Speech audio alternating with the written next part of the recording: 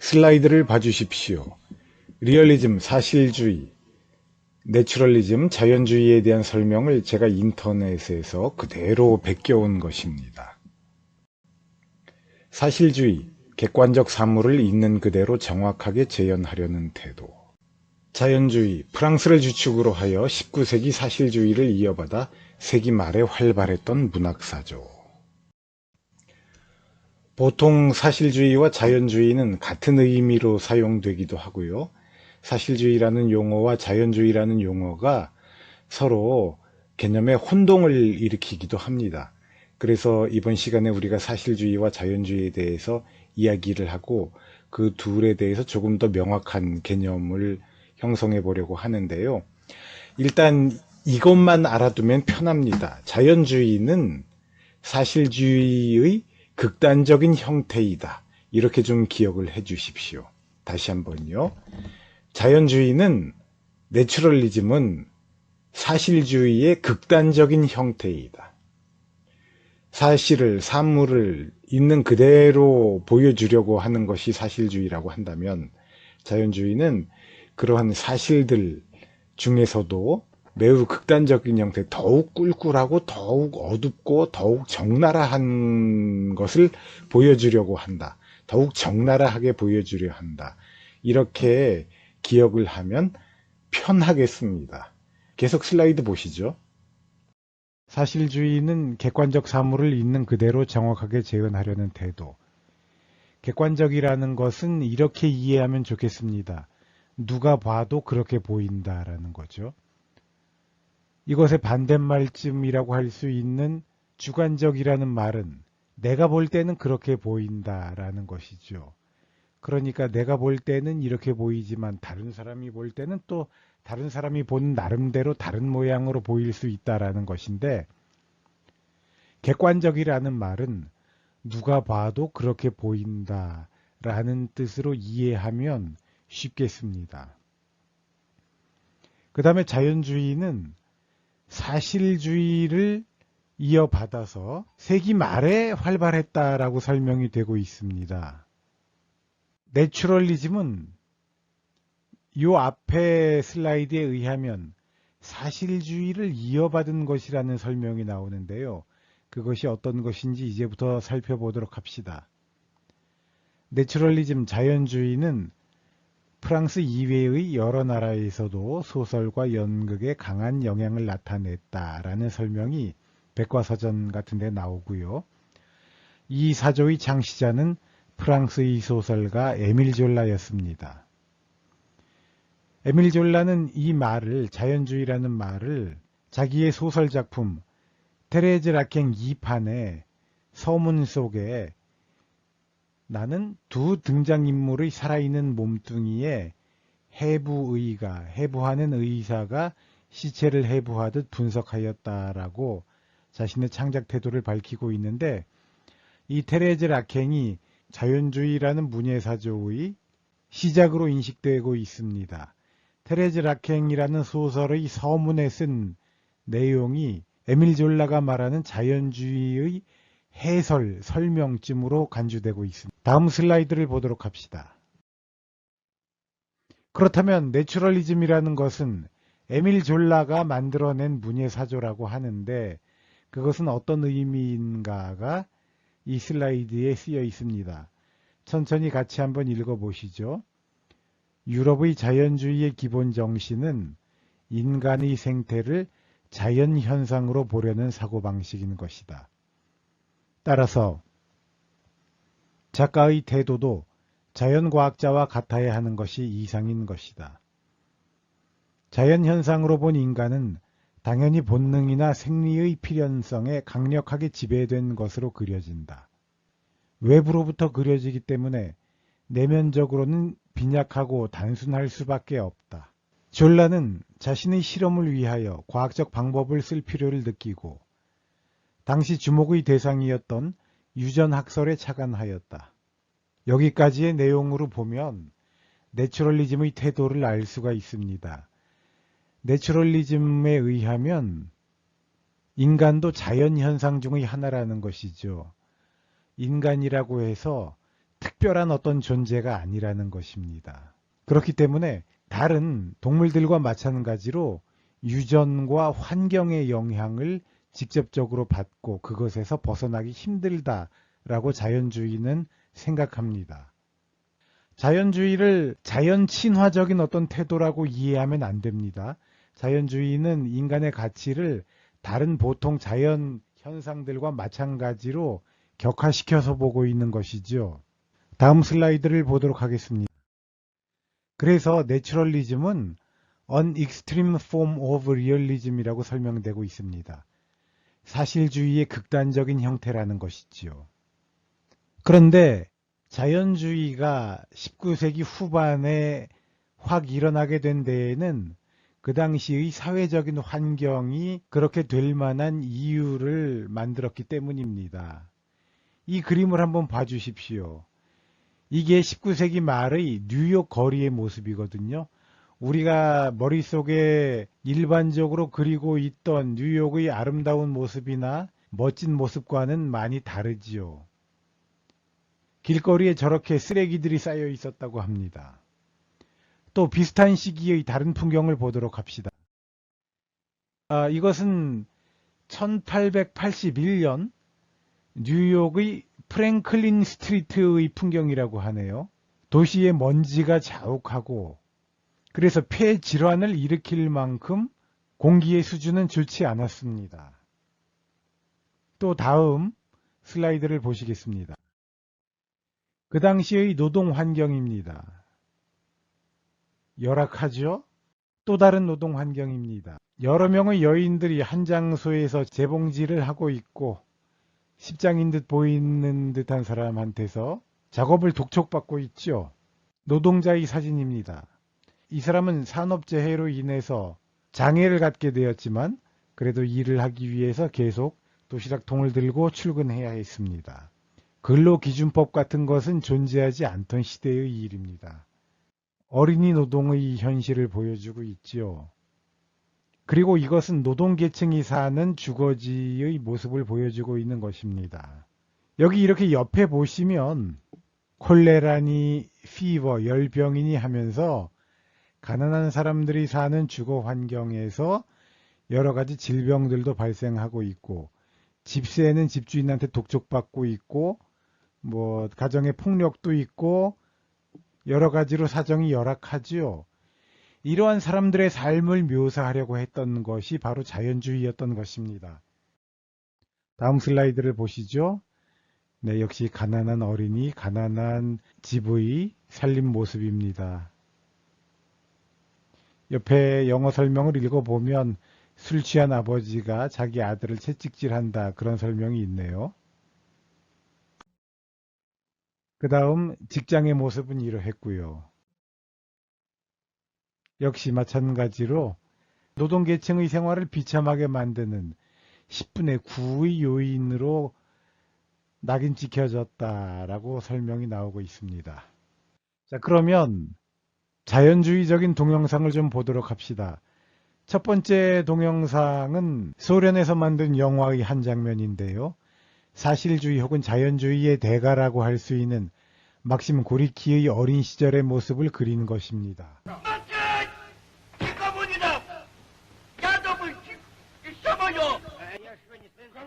막심 고리키는 러시아의 자연주의 연극을 이야기할 때 자주 언급되는 사람입니다. 그의 대표적인 희곡 작품으로는 밑바닥에서라는 것이 있습니다. 이 작품은 밤주막으로 제목이 불리기도 하는데요.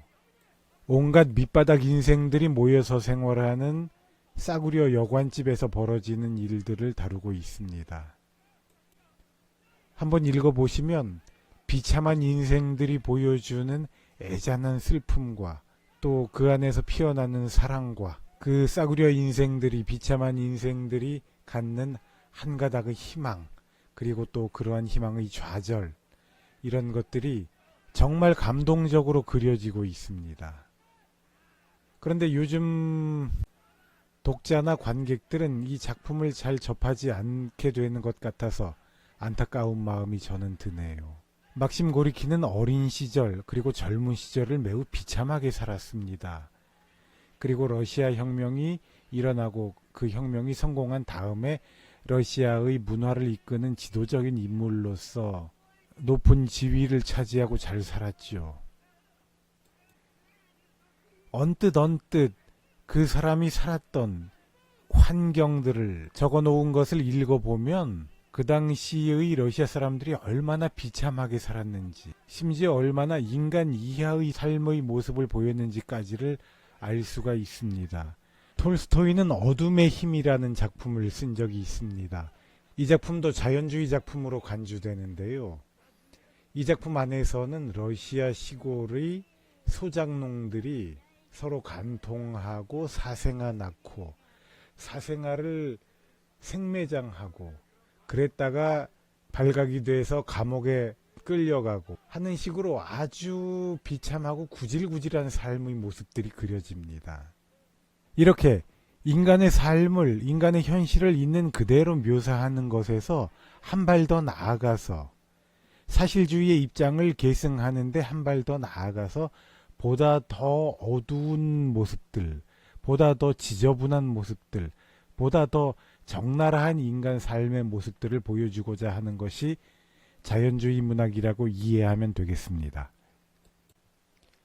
조금 전에 러시아 영화에서 묘사된 사람들의 모습을 보십시오. 배고프면 먹고, 화나면 싸우고, 싸우면 개같이 뒹구르고, 조금도 인간다운 절제라고는 없습니다. 이들은 어떤 도덕적 의지에 의해서 움직이게 되는 것이 아니라 자기 내부의 본능적인 충동에 따라서 움직이게 되는 것이죠. 그리고 그 본능적인 충동이라는 것은 아주 단순하게 화학적으로 우리 몸 안에서 어떤 종류의 호르몬이 분비되는가, 우리 몸 안에서 어떤 화학물질들이 뒤섞이고 작용하는가에 따라서 나오는 결과인 것이지요. 이들은 애초부터 나고 자라온 환경이 그렇기 때문에 부모로부터 그러한 유전과 같은 요소들을 물려받았기 때문에 그러한 기질, 성격, 성질들을 물려받았기 때문에 다른 모습을 보여줄 수 없습니다. 아마도 그들의 환경이 개선되면 조금 더 나은 인간이 되거나 그들의 환경이 더 악화되면 더 인간성을 상실하는 모습을 보이게 되겠지요. 지금 흐르고 있는 것은 자연주의의 주창자 에밀 졸라의 그 유명한 작품 목로주점이 영화화된 것의 한 장면입니다. 빨래공장이라는 열악한 일터에서 여자들이 바람을 피운 남편을 놓고서 아주 개싸움을 벌이지요. 이들에게 인간적인 품위나 도덕적인 절제, 도덕적 의지 같은 것은 없습니다. 인물들이 그저 본능적 충동에 의해서, 과학적으로 설명하자면 체내에서 발생하는 화학 물질들의 작용에 의해서 그냥 행동해 버리죠. 이렇게 자연주의는 19세기 후반의 인간들이 처해 있는 보다 적나라한 상황들, 보다 극단적인 상황들을 묘사하는 데 힘을 기울였습니다. 에밀 졸라의 다른 유명한 작품, 대표적인 작품인 테레즈 락행도 결국은 간통하고 간통한 두 남녀가 여자의 본 남편을 살인한다는 이야기이죠. 그러고 나서 그 둘은 죄책감에 사로잡혀서 양심의 가책 때문에 괴로워하다가 서로를 죽이려고 하고 자살하게 됩니다. 그 당시 사회 환경의 극단적인 측면들, 가난, 질병, 성욕, 성병, 이런 것들로 시선을 돌리고 그러한 문제들을 까발려서 규명해보고자 했던 것이 자연주의 문학이었습니다.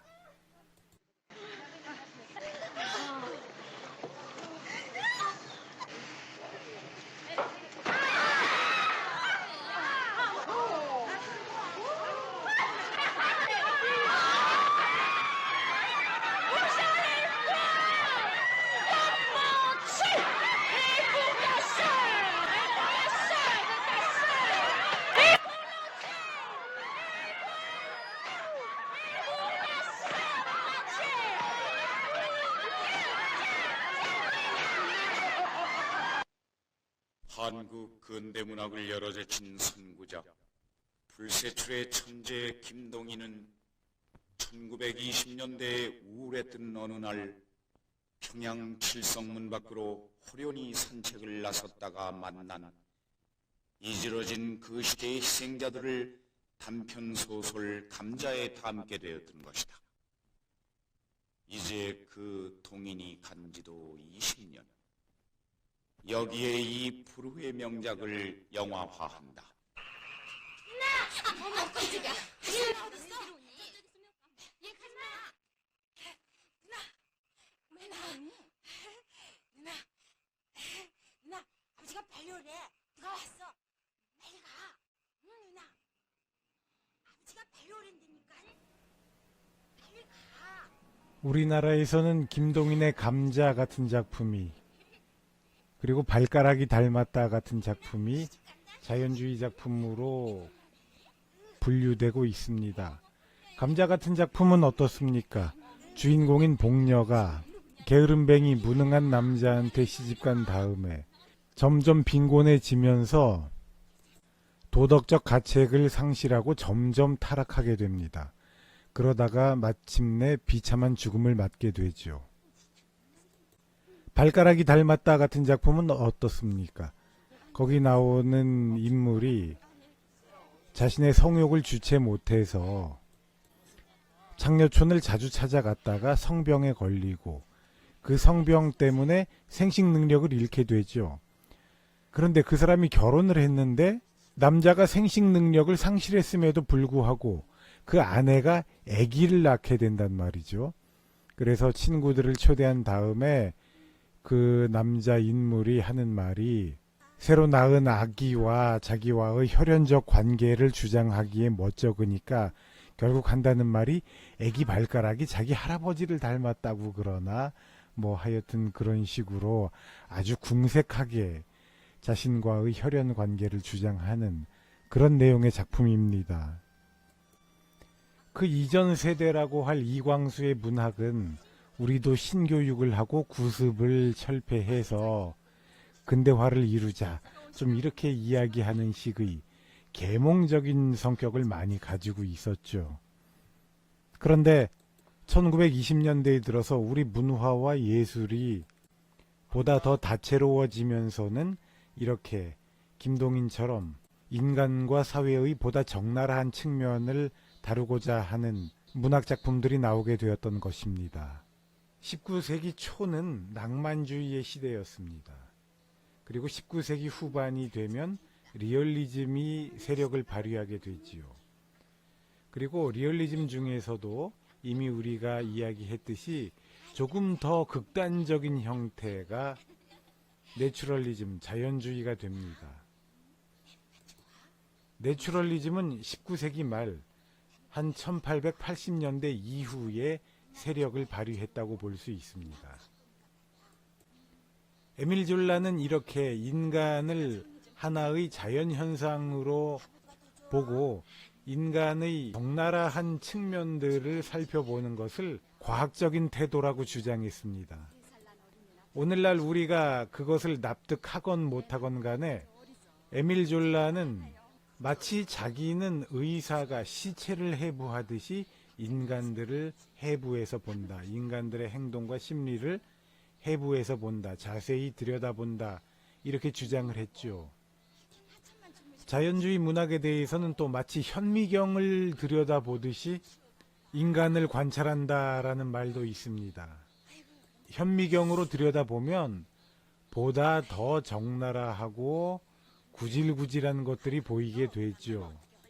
더 지저분한 것들, 더 어두운 측면의 것들, 요즘 말로 더 꿀꿀한 것들이 눈에 보이게 됩니다. 이러한 모습들을 굳이 찾아내서 보고 까발리고 그것들을 표현하는 것이 자연주의가 되겠습니다.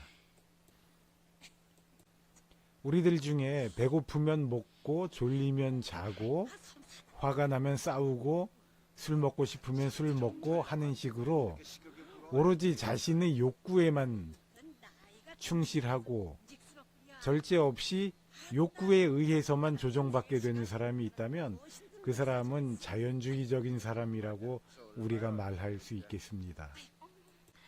조금 쉽게 예를 들어보죠. 우리가 사랑하는 사람들을 위해서 아주 커다란 희생을 한 적이 있습니까? 만약 자기가 사랑하는 사람을 위해서 커다란 희생과 헌신을 했다면 자기는 로맨틱한 사람입니다. 자기가 사랑하는 사람을 위험에서 구해내기 위해서 조폭들을 쳐부수고 악당을 때려 눕히고 사람들을 범죄에서 구해내고 그랬다면, 그렇게 해서 권선징악을 이루었다면 자기는 멜로드라마틱한 사람입니다. 자기가 사랑하는 사람들과 있는 그대로 티격태격하고 좋았다가 싫어졌다가 사소하게 갈등도 가졌다가 화해했다가 이런다면 우리는 리얼리스틱한 사람이죠. 리얼리즘 속에 생활하는 사람이고요. 우리가 상대방을 사랑하긴 하는데 그 사랑이 완전히 육체적인 정욕에만 끌리고 내 몸속에 호르몬이 작동하는 날은 성욕이 끌어올랐다가 호르몬이 작동하지 않으면 성욕이 끌어오르지 않고 욕구가 흘러넘쳐 나오면 그것을 주체하지 못하고 이런 식의 모습을 보이게 된다면 우리는 자연주의적인 인물이 되는 것입니다. 강아지들 키우시나요? 조금 더 쉽게 강아지를 예로 들어보겠습니다. 왜 진돗개 같은 것이 멀리 서울로 입양을 시켰더니 온갖 고생 다 하면서 진도의 원래 자기 집으로 찾아왔다, 고향으로 돌아왔다, 이런 개 있지요. 이런 개는 로맨틱한 개입니다. 멜로드라마틱한 개는 어떻게 되겠습니까? 우리가 영화 같은 데서 흔히 봤듯이 자기 주인님을 악당으로부터 구해내기 위해서 악당한테 달려들어가지고 악당을 깨물고 악당은 벌을 받게 하고 주인님은 행복하게 되게 한다. 이렇게 한다면 그것이 바로 멜로드라마틱한 개지요. 멜로드라마 속에 나오는 개입니다. 강아지가 그냥 사료 먹고 주인이랑 산보 다니고 이러면 리얼리즘 속의 개라고 할 수 있겠죠. 그런데 이 개가 눈에는 똥만 보이고 지나가는 암캐만 있으면 올라타려고 그러고 이렇게 오로지 자기 본능대로만 행동하려고 하면 이 개는 자연주의적인 개가 됩니다. 우리는 자연주의 문학의 특징을 이렇게 이해하도록 합시다. 자연주의 드라마의 특징을 이렇게 이해하도록 합시다. 이것이 정답인지 아닌지는 잘 모르겠습니다. 대략 정답에 가깝습니다. 이렇게 이해하면 쉽습니다. 물론 제가 지금까지 드린 말씀 말고도 자연주의와 관련해서는 조금 더 세분화되고 헷갈리는 이야기들이 있습니다. 헷갈리고 조금 어려워지는 설명들이 있는데요. 우리 수업에서는 그런 것들은 생략하고 다시 한번 반복한다면 자연주의는 사실주의의 극단적인 형태다. 이렇게 간단히 기억하도록 합시다. 그래서 어떤 사람들은 사실주의와 자연주의를 구별하지 않고 이 두 가지 용어를 같은 의미로 그냥 사용하는 사람들도 있습니다. 요 점도 좀 기억해 두면 좋겠죠. 그래서 그런 사람들을 만날 때는 그런 사람들이 사용하는 리얼리즘과 내추럴리즘의 개념을 우리가 알아들어 주고 우리가 리얼리즘과 내추럴리즘의 개념을 조금 구별해야 할 필요가 있을 때는 내추럴리즘은 리얼리즘의 극단적인 형태다. 이렇게 쉽게 이해를 한 상태에서 자기 나름의 견해를 형성해 주시기 바랍니다.